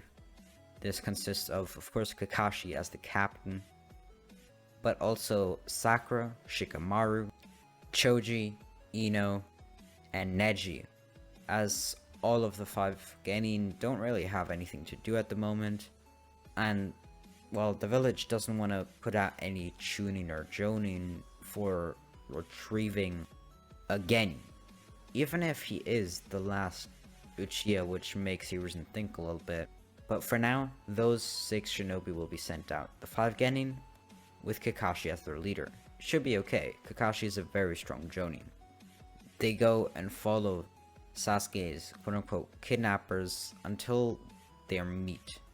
One of the kidnappers stays behind and starts fighting Kakashi, as Kakashi tells his student and the other Genin to go on and fight to get Sasuke back. They do, and then one by one, the Genin are kind of cut out, but one of the Sound 4 needs to also stay behind to fight the Genin. Until then, Kimimaru, another of Orochimaru's servant who was first supposed to be Orochimaru's new vessel after he became old, well, he came back, and he took Sasuke's barrel, as now there was 2 Genin left, Sakura and Shikamaru, who weren't cut out and had to stay back because of one of the Sound 4. They follow Kimimaru, and a battle starts. However, they're completely outmatched, and at that moment, another fighter comes. His name is Rock Lee, teammate of Neji Hyuga, a very powerful taijutsu fighter. And at this same time, Gaara and his siblings arrive to also help to get back Sasuke, as they feel like they owe Naruto for being so kind to them and helping them and being forgiving. Now Sasuke is one of Naruto's close friends, so they're kind of this friend of a friend thing, if you know what I mean. Anyways, the Konoha 12, or well, the ones that are there, are helped out massively by 4 new shinobi coming, 3 Sand and 1 other one being Rock Lee, and they start dealing with Sound 4 and Kimimaru. However, now at the same time, whilst Rock Lee is fighting Kimimaru, and afterwards Gaara came to assist him, Sasuke had now finished his transformation and is unsealed from his barrel. He stands up from his slumber and seems completely different. His aura changed. He's not smiling, he's not frowning. He looks emotionless, like a puppet. But for some reason, he knows the way to Orochimaru's hideout, so he doesn't have to wait for Kimimaru. He immediately starts going towards Orochimaru, though he's not going fast at the moment, since he still is sleepy and doesn't feel like he's in a rush. At the same time, now Kakashi is finished with his opponent and is trying to catch up and help the other Konoha 12 on their way to finish their opponent. Now, the Sound 4 have all been dealt with, and everybody arrives at the site of Gaara and Rock Lee just now finishing Kimimaru. However, Sasuke seems to be long gone, and went towards the north. At the same time, they see one yellow lightning flash next to them, as all they see is a silhouette in front of them. And Kakashi seems to get flashbacks of his sensei, Minato Namikaze, who used the same technique and actually made the technique that Naruto is currently using. Well, he more developed the technique that Toriyama used, but anyways, he made the technique that Naruto is using currently, the Flying Thunder God technique. And Naruto just has that look to him, but he's serious now. He doesn't want to lose Sasuke. He doesn't want to lose a friend, a comrade, a teammate, a fellow shinobi. Naruto immediately goes towards Sasuke at supersonic speeds. Not literally, but he is going very, very fast. And normal, non-trained shinobi, so villagers, couldn't even see him at this point. He's that fast. And he, in a few seconds, catches up to Sasuke, grabs him by the shoulder, and tells him to come back. Sasuke snaps back to his senses as he starts giving a speech about how he needs to become stronger and be not Naruto, not the Leaf, but his older brother, and avenge his clan, his honor, his family. Naruto tries to bring him to stay in the Leaf Village, and that he can help him train and even help him defeat his older brother, but Sasuke doesn't seem to listen. He doesn't want to listen. He just wants power, and he wants it fast, the way that he was promised, and he doesn't want to feel that curse mark pain anymore.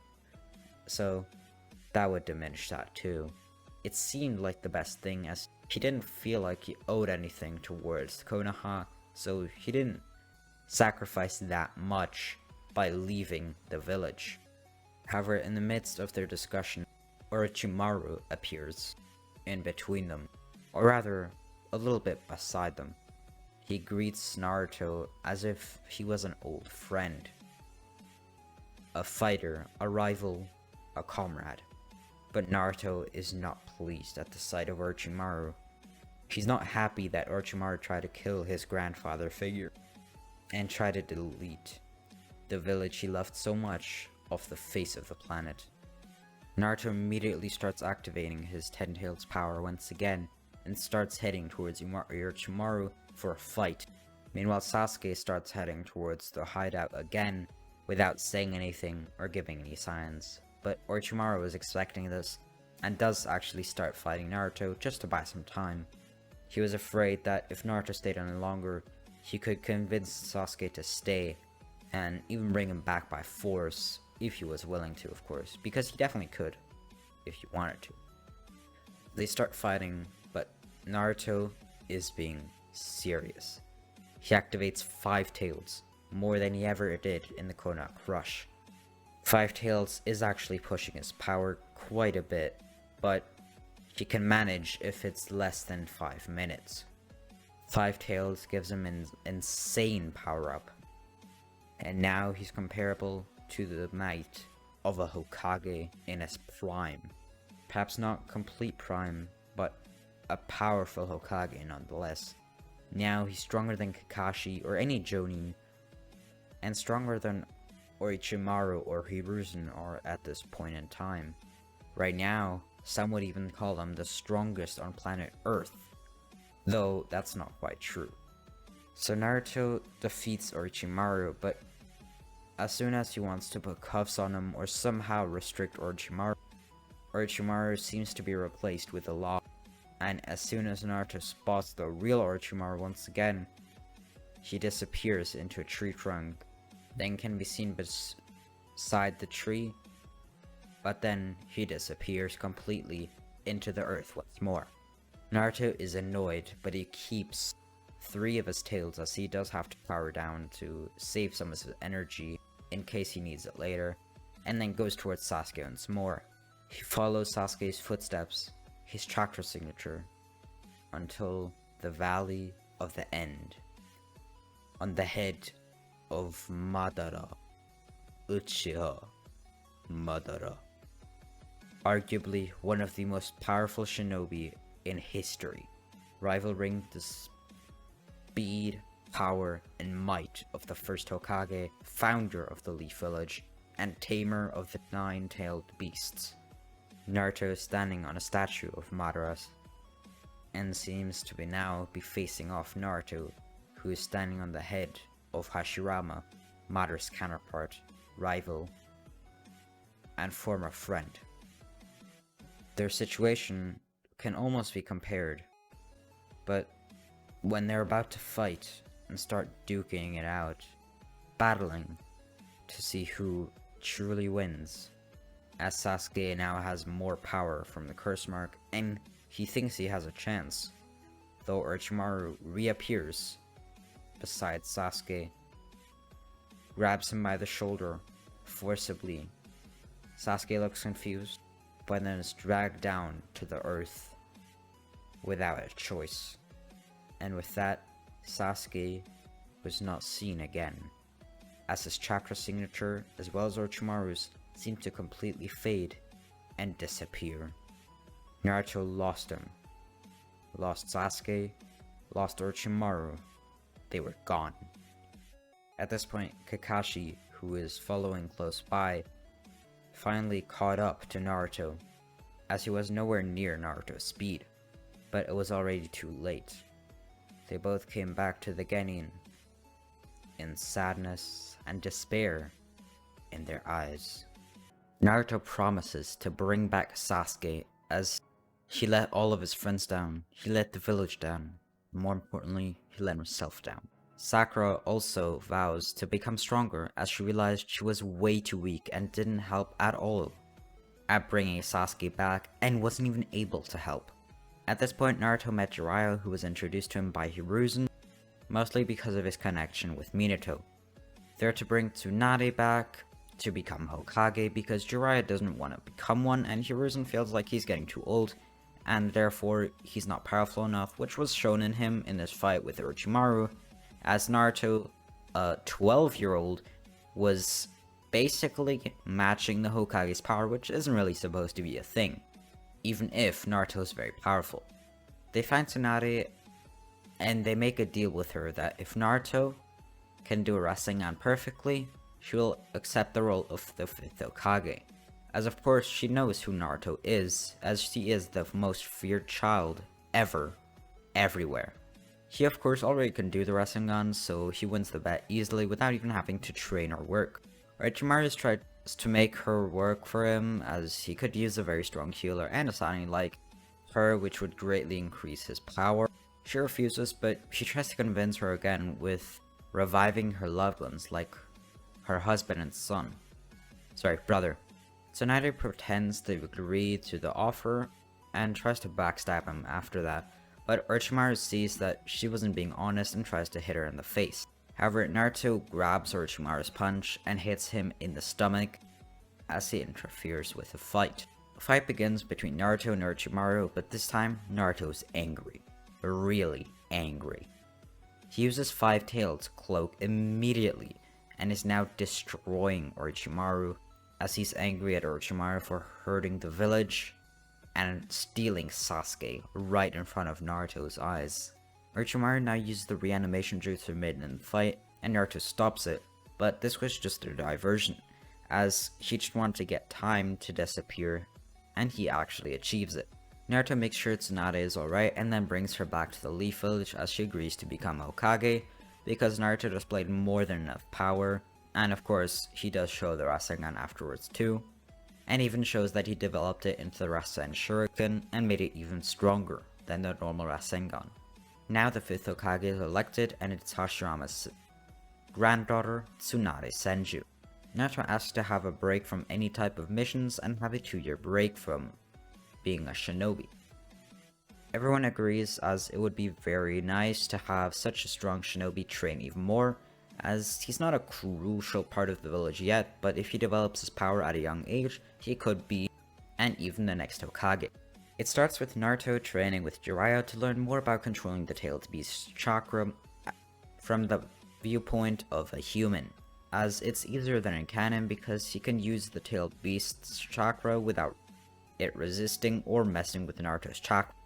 However, the Tailed Beast can only control its side of the seal, and doesn't really have much power or knowledge of how Naruto can use the Tailed Beast chakra, so they've always had to do it from trial and error and experience. But now Jiraiya has some knowledge and he can help with that.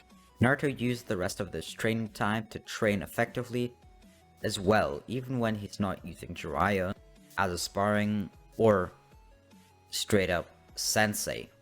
Now 2 years are over and Naruto is searching to defeat members of the Akatsuki, as he had a connection and found a connection between them and Orochimaru. He did a lot of investigating with Jiraiya and actually did find a lot of Orochimaru's hideouts and stuff, as he didn't really view it as shinobi duties. It was more for his personal gain, and of course his end goal to bring Sasuke back and return his friends and complete the promise that he promised Sakura as well as his Jonin sensei Kakashi to bring back their teammate.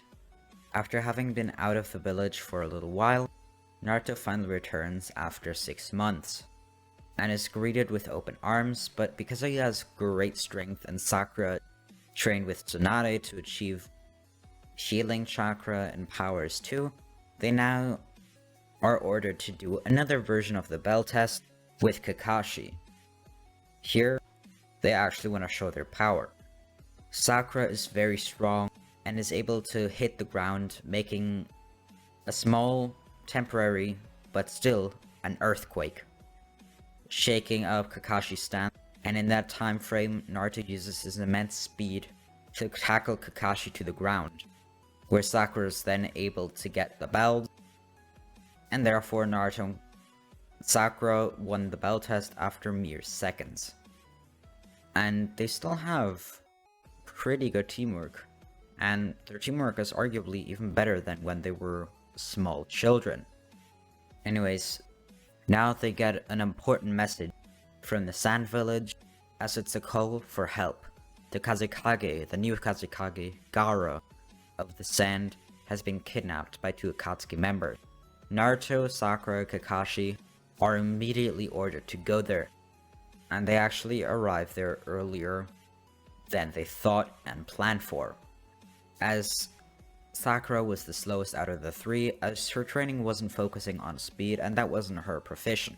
Meanwhile, Naruto was able to slow down slightly and then basically grab Sakura with him, therefore he could match Kakashi's speed, and so their speed is about 30% faster than it was in canon, allowing them to get there right as they see Kankuro and Sasori fight. Naruto is able to intervene and run in with Two Tails activated, which increases speed and hitting power. He decks Sasori in the face, even though it's just a puppet, and cuts off the scorpion-like venomous stinger that was about to hit Kankuro.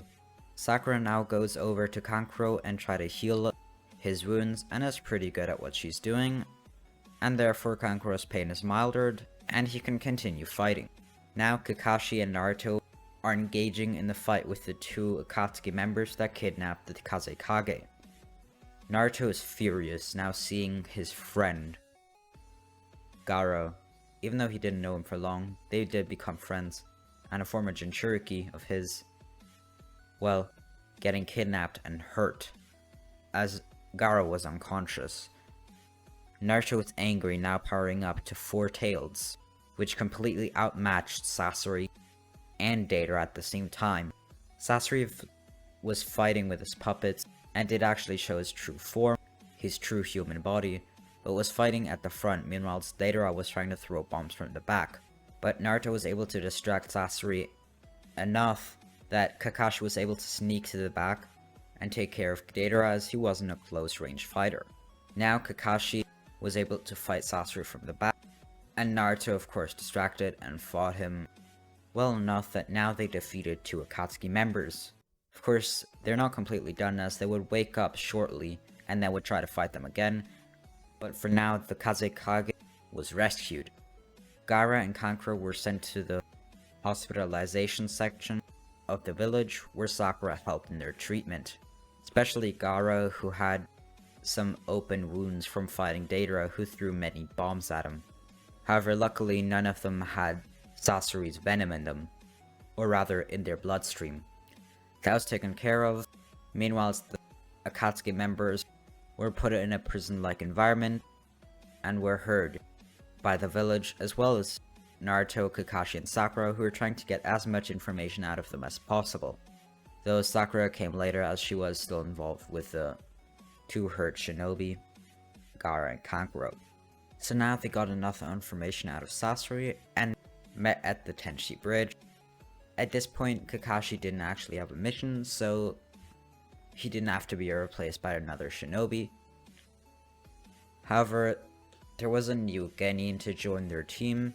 His name was Sai. He was supposed to be somewhat of a replacement to Sasuke, and was a former Anbu of the Root. Sai did have different motives, as he wanted to go along with Orochimaru. They went to the bridge as normal. Kakashi dressed up as Sasori and got quite a few information handed by Kabuto, one of Orochimaru's henchmen. However, Orochimaru saw through the disguise and a battle began. Naruto, now seeing Orochimaru, went absolutely nuts and activated 6 tails, which absolutely annihilated Orochimaru. He punched him through the landscape and made the ground shake and quite literally dissolve. When he stepped on the ground, a somewhat explosion made the ground tear up. Naruto was now on a god level of fighting and absolutely demolished a legendary Sannin like that of Orochimaru. So Orochimaru had no chance to escape. Meanwhile, Kabuto was fighting Kakashi and Sakura, but Kabuto had no chance. At this point, Sai kind of just disappeared and waited for Orochimaru to finish fighting. Orochimaru summoned a snake, but that was of no use. Naruto was simply too powerful. And with that, Naruto defeated Orochimaru.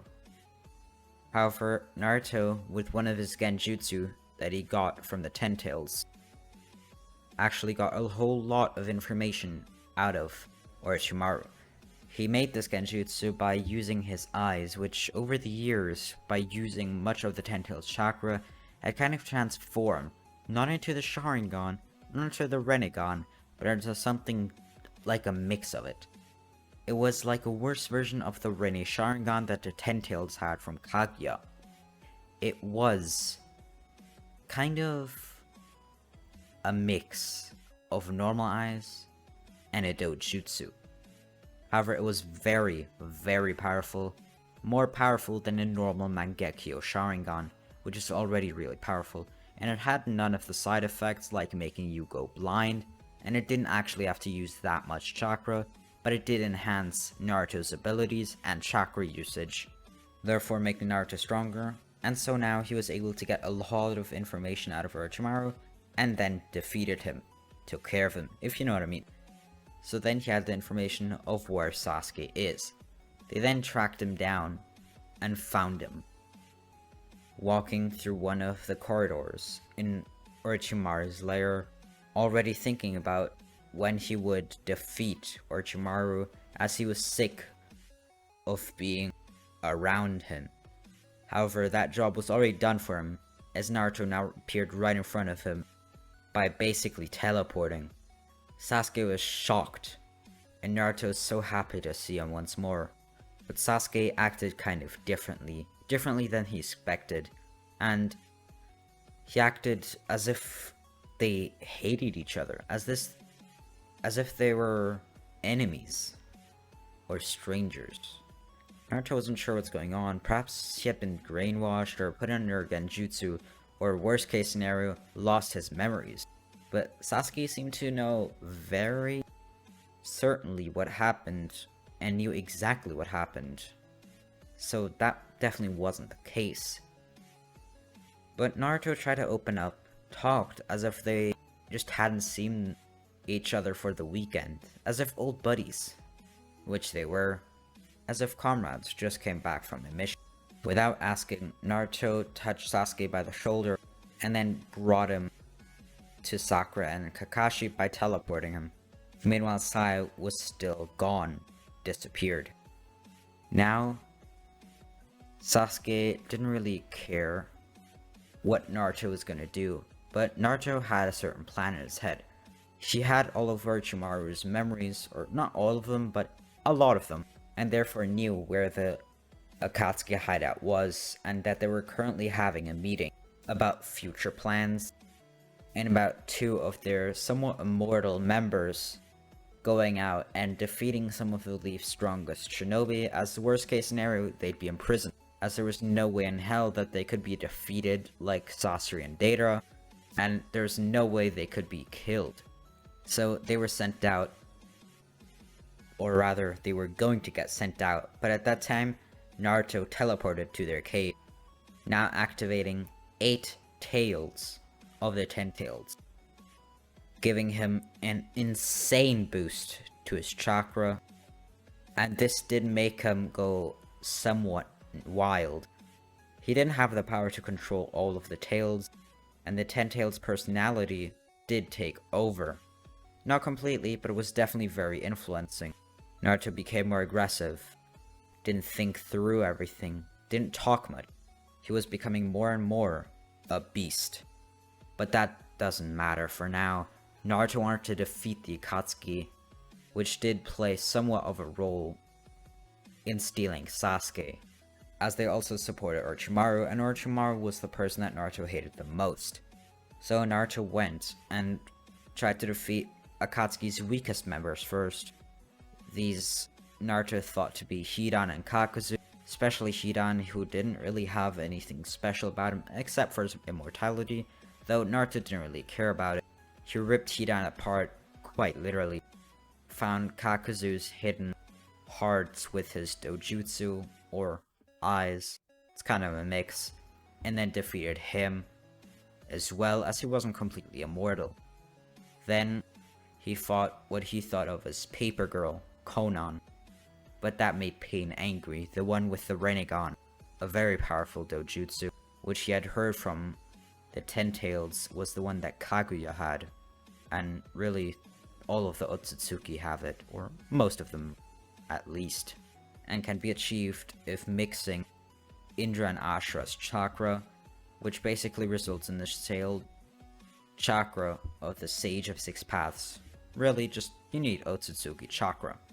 So Naruto was a little bit concerned, but tried to fight Pain anyways. Pain concentrated all of his chakra and energy into one of the vessels, and it tried to use a lot of his power, and even used Almighty Push to push Naruto back. However, Naruto's speed was so much that it went through Almighty Push, and his Rasengan abilities had no chance at defeating Naruto. Naruto decked Pain to the ground and defeated him, also sensing that the real Pain is somewhere else. However, then he defeated, or rather went to defeat, Kisame and Itachi, two very powerful beings, one called the Tailless Tail Beast and one Uchiha Prodigy, who killed the entire clan. He defeated Itachi thinking of Sasuke's goals, and is actually somewhat sorry for defeating Sasuke's older brother without his permission, but did so anyways, as Itachi was glad to be defeated by someone as proud and noble as Naruto. And Kisame in the end did take his own life for his honor and pride, as he didn't want to be defeated by anyone, especially not a child.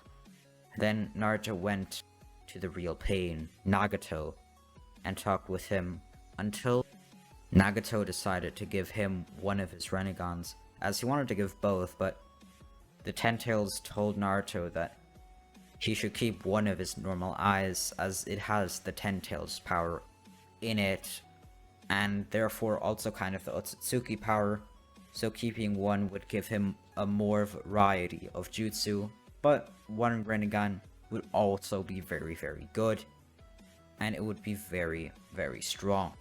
Then Naruto sent Black Zetsu and defeated him, as he wasn't a fighter, more of a spy. And then the rest of the Akatsuki were dealt with. Therefore, the Akatsuki was disbanded. Naruto was crowned a hero and a victor of a war that lasted only mere minutes, and the Leaf recognized him as the new Hokage. However, he would only be crowned as the Hokage in 6 years, when he became 18 years old. Sasuke was welcomed back into the village, as Naruto did have say in that, and Sasuke was Naruto's right-hand man, basically being the Shadow Hokage. There was never a fourth ninja war, as all of the Akatsuki's plans, and Madara and the Black Zetsu's plan, were diminished. Peace returned to the world and Konoha, and everyone seemed happy.